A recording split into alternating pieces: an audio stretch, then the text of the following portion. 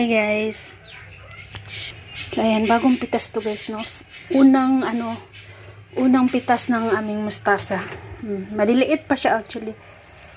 Pero may iba na ganito na siya kalaki, ayan, no? At may halo din kulitis. At ang namitas nito is yung biyanan kong babae, guys. Dinala niya lang dito, parang namitas siya tapos binigay niya sa akin. Sasakto din naman, naghugas din ako ng plato dito. Dahil ginamit natin pagluto ng tortang patatas at saka tinapay para baon ng mga bata. Tapos ito alam ko naman to guys, talbos to ng kalabasa, tapos may isang pirasong din okra. Ito yung sorry, hindi ko maalis sa matawa ako kay ito hindi ko man alam guys. Ayan, ito alam niyo ba na pwede ba tong kainin? Hindi ko talaga alam guys, no? Kasi dati hindi naman to kinakain, bakit ngayon kinakain na? Alam mo habang naghugas ako na wala na dyan niya kumbiyanan ba madugay mahimot ang kandingan niyo ba. Natawa lang talaga ako, grabe. Habang naghugas ako dito, ako lang mag-isa dito kasi yung biyanan kong babae bumalik siya doon sa may garden, nagbubunggal-bunggal siya, naglinis ba. So ayun. Habang inuna ko muna itong hugasan, ito kasi pinakailalim niya nilagay. Nung pagkita ko ng ganito na hindi ko naman alam na makain pala yan siya. Kasi, damo nga ito. Tignan nyo guys, tignan nyo mabuti. Di ko alam anong pangalan na to ha. At saka, sinong may alam na ito pwede bang kainin sa Philippines, sa atin? Siguro sa ibang lugar kinakain ito. Or baka dito din kinakain nila. Pero hindi pa ako first time to guys. First time to na ito ngayon lang pala ito kinakain din pala nito. Marami ito dito sa maysa namin, pero binubunot ko lang, pinuputol ko lang kasi nga damo nga ito. Ganito naman karami yung kuha niya, ayan. Hindi ko alam kung siguro dahil wala nang, or hindi niya nakita na, na akala niya ito ay kulitis, or hindi ko alam hindi ko sure. Kasi magtatanong ako sa kanya mamaya kung ito isasali ba. Kasi mahimot yung kanding aning kahimtangan eh. Kung sa nalay dahon makitaan halaka uno na lang na okay ra unta kung pwede dyan ka uno no, pero umpot lang gyud ani wag gyud ko kasabot na digid mo ko ani magkatawa ko Ginoo ko, magkatawa nga unsa nagtulo ng luha. Ayan, sinsya na po kayo. Pakita ko pa sa inyo si Aba. Ayan, andyan mo yung biyanan ko. At ako nakalaban na din. Maaga ako naglaba. At binilad na rin nila yung kutso ni Amad, ni Arin. Yung dalo nga pala na 2 piraso kinuha ko na guys. Sabi ng biyanan kong babae, magtanim daw kami ngayon ng garlic. Sabi ko hindi pa naman ngayon taniman kasi yung lupa sobrang basa pa. Paanuhin muna natin, tuyuin muna natin ng konti. Talagang nang mamadali itong mga biyanan ko. Ayan na.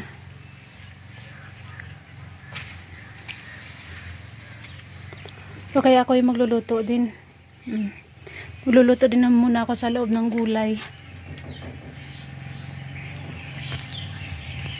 Hi guys, good morning. So, ayan guys. Dili lagi. Kumakain sila ng... Usisudan mo rin? Usisudan? Adobo. Lami dili. Kaon. Nakaubos na siya ng 2 hiwa. RG, masagi kaon ni mo? Hotdog. Hotdog si mo mata. Lami Eman? Adobo. Sige kaon mo. Adobo. Adobo. Adobo. Adobo. Adobo. Adobo. Very good. Dali na jud ka makakuha ba? Ayman basta sigaon. Kamay na lang sila guys. Sa Ayman nakakamay talaga yan si Ari naman. Nagkukutsara minsan nagkakamay. Same sila ni RG. Pero si Ayman hindi siya mahilig magkutsara. Magkamay talaga yan siya ay. Nabay na. Bye-bye. Bye-bye. Bye-bye guys. Salamat kayo. Hotdog. Hotdog. Lami kaya adobo no. Kaon rin. Udto nang kanon mo rin ha. Pagmorot ni mo ang manok ing nako ha. Tagaan pati kag mo ha. So yun guys, ito yung gawa ni Ama. Ako yung nagpakulo kanina. Maaga akong nagising today.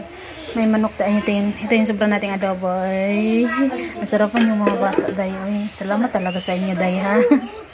Salamat po talaga everyone. Nakaluto tayo ng adobo again. Tapos ito, biyanan kong babae nagluto. Baga ako yung naglaga ng patatas kaninang umaga. Pagising ko naglaga na ako, sabay saing ng kanin. Habang ako yung nagbabanlaw ng nilabhan. Ganun lang yun. Binabalawan ko na kasi kagabi pa, pinapaikot ko na yung washing. So ngayon, pag morning, pinapaikot ko muna siya ng isang beses. Tapos saka ko siya babanlawan. Ayan. So, dahil marami yung patatas at sinadya kong damihan talaga guys para may masubra. Ito kasi may ano siya, prata ba tawag dito? May sa loob nito pinaanuhan siya ng patatas ba? Yan. Pinalamanan. So, dahil may sobra tayo, gagawin ko siyang tortang patatas. Dahil nagustuhan nila kahapon. Kahapon kasi konti lang yung natira. So, dinamihan ko na talaga kasi yung mga bata guys, maagang makauwi galing sa school dahil exam nila. Si Arin, wala pang 12:45 na uwi na dito si Arin galing school.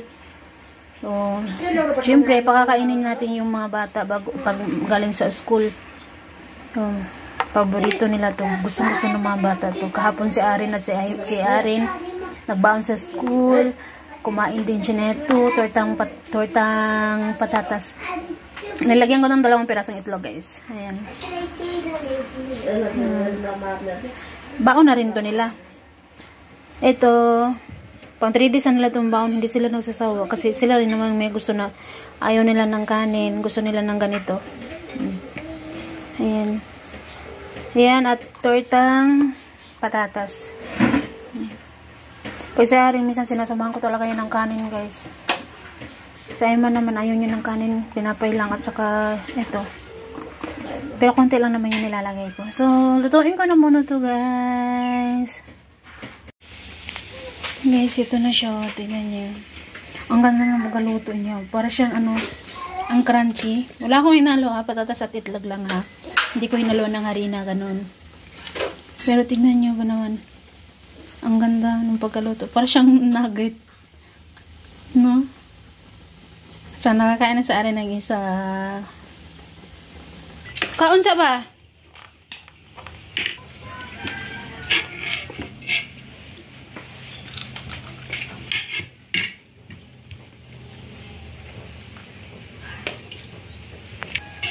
Well, that's it.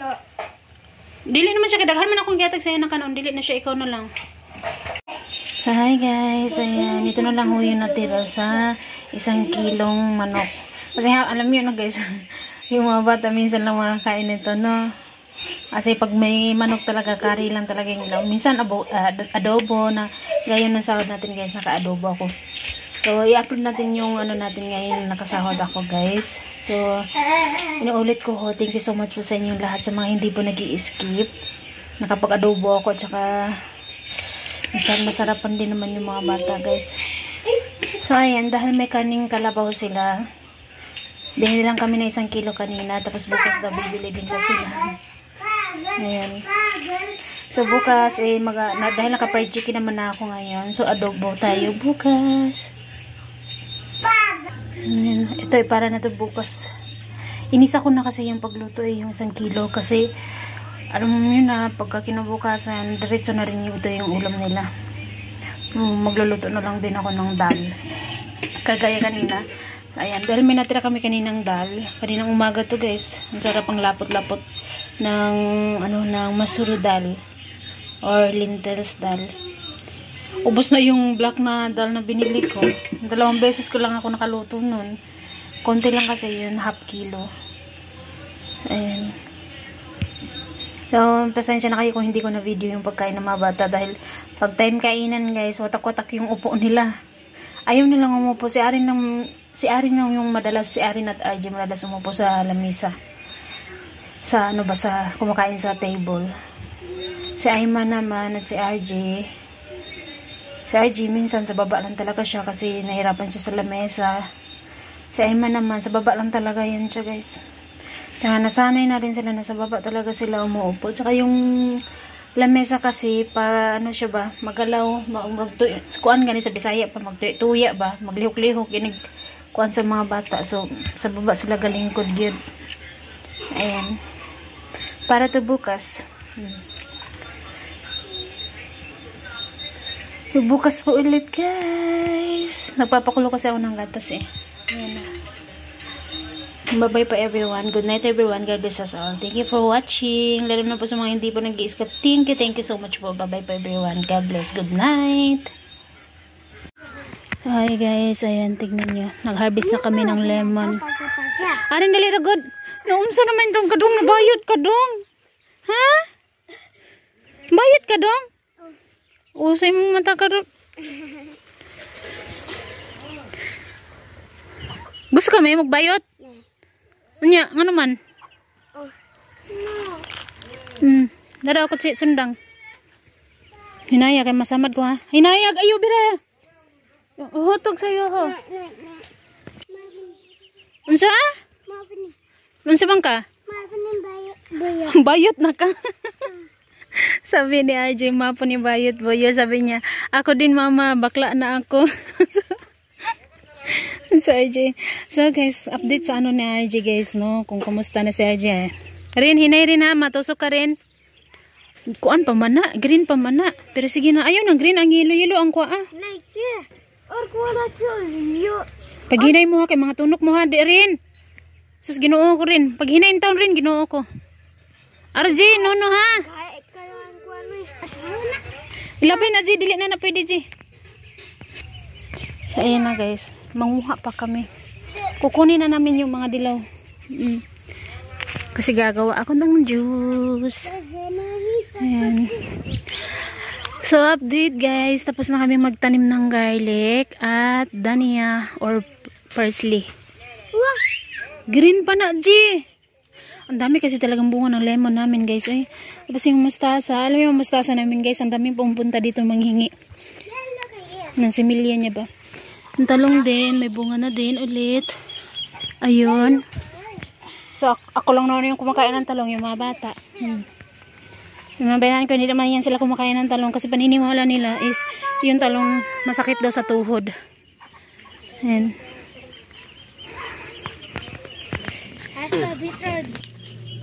Saba daw? Ambi ang kahoy ba? Ambi pa kahoy ba? Ambi ba kahoy ba? Tapos yung kanina yung binili ko na ano guys na radish at patata at carrots. Sinaboy na rin dito kanina. And actually guys, ito inararo ulit to ngayon. Ngayon, kanina pala, kaninang umaga. Inararo to ulit. Tapos dito na side, tinapon na sinaboy na ni ama yung dalawang packet ng ano, dalawang balot ng radish at isang balot na carrots. Ha? Unsa man? Ay, dili ka pwede, di ka kakaya ako kuha. Wait lang. Ako kukuha. Ako lang kami ang tusok ka ni mo. Tasabat ke. Takaya. Lag nun sa. Liza no. Ay man ihat tagair ko si ama. Hazur? Boyo to. Hazur. Tignan niyo, dalawa ang laki-laki. Bigyan natin si na auntie. Titulu wali. So yun guys, dahil marami pa itong bunga guys, manguha pa tayo, tingin-tingin pa tayo dito. Nabigyan na kami kin auntie ng 3. Mami, ano ba niyan? Okay, wait, tabangan tika. Ako lang sa antanaw ha, niya ikaw lang ang kuha ha. Okay. Diw. Naaman dito sa pikas rin. Ayan. Tingnan niya. Konti lang yung naagas sa kanya. Inano kasi ito sa akin ni Manang. Sininto sa akin ni Manang babaga. Hindi na kailangan magpiga-piga ba? Tusukin mo lang nito yung lemon. Konti lang yung lumalabas sa tubig sa kanya. Kailangan mo talaga siyang hiwain at saka ang style namin guys, ginaganon-ganon lang namin. Daming lemon. Tapos tignan niyo, hawa sa Iman. Hawa sa kuya. Oh, ganyan na karami. Ito naman may mga na-side na nabubulok kasi. Ito yung mga nalalaglag na ng kusa galing sa puno. So, kinuha namin kasi sayang kasi yung konti lang naman yung sira niya. So, ginawa David kaya ginawa lang David. Ayan o. Si Arin kanina andito rin. Kaso si Arin may sugat pala na konti sa ano, may sugat na maliit sa ano ba sa kamay. Masakit naman kasi ito, 'di ba? Pag maanuhan to sa sugat. Hindi na siya tumuloy. Ganyan.